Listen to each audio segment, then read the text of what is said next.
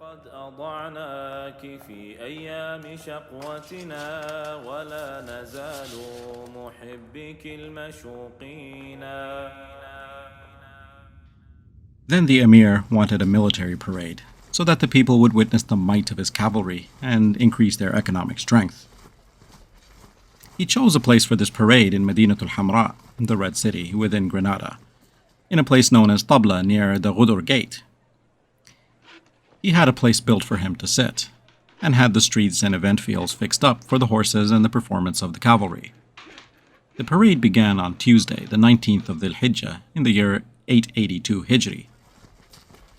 The people of Granada would go out every day, the men, women, and children, to the grounds and to walk around El-Hamra. The Andalusian cavalry paraded around from its eastern and western side. A group of them would parade every day until the 22nd of Muharram, and that was the last day of the parade. On the day, there was a huge festival and a great parade. The people celebrated. Most of the people of Granada were there, from the men, women, and children, and the elderly and seniors. Many people from the neighboring villages around Granada came to march along. They had gathered together in the grounds of El-Hamra. Those areas had become very crowded. The cavalry marched in regiments on the grounds, and that was at the time of Duha, just before the Dhuhr time.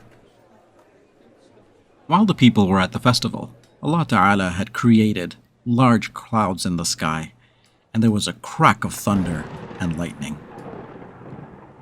With the decree of the one who controls everything, it spread from there all over the grounds of El-Hamra, its vicinity, and all of Granada, and the neighboring areas, and over the Hudra River.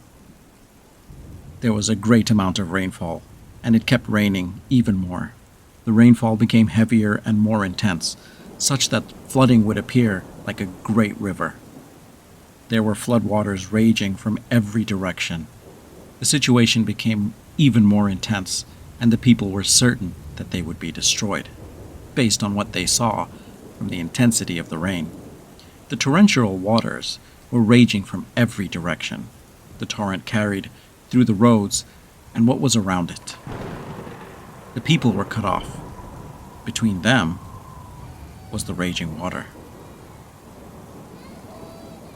You would not hear anything but the crying of children, the wailing of women, and the voices of men calling out in supplication to Allah Ta'ala and in prayer until the rainfall ceased.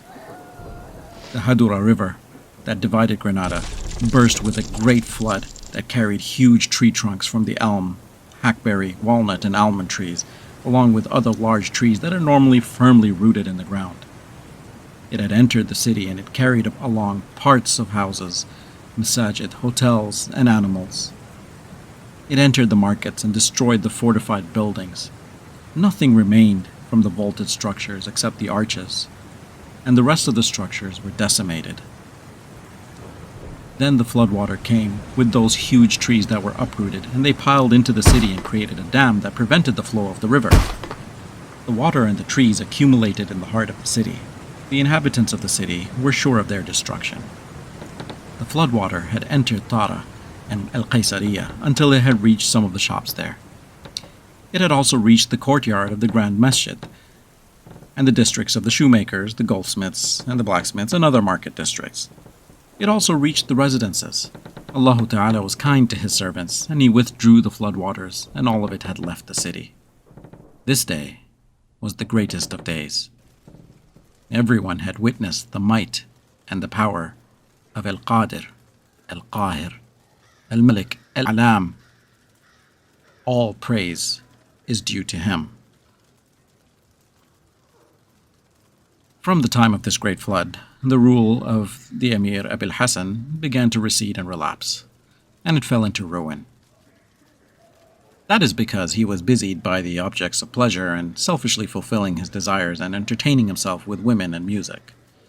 He cornered himself in a state of heedlessness and relaxation, and he had left the army to become weak, and he lost many of the courageous horsemen for his cavalry.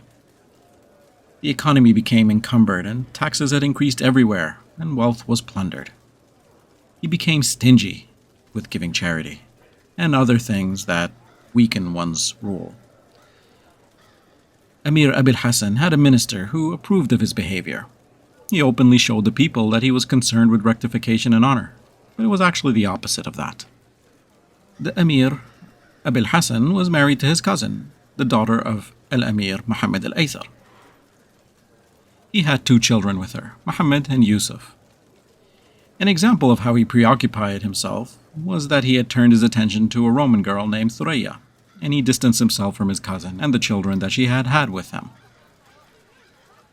His cousin had felt the kind of protective jealousy that women feel over their husbands, and so they had many disputes because of it. The children, Muhammad and Yusuf, stood by their mother's side, and enmity developed between all of them.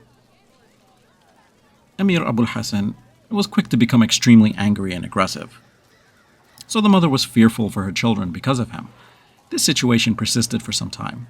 All the while, the emir was busy with pleasure and engulfed in fulfilling his worldly desires.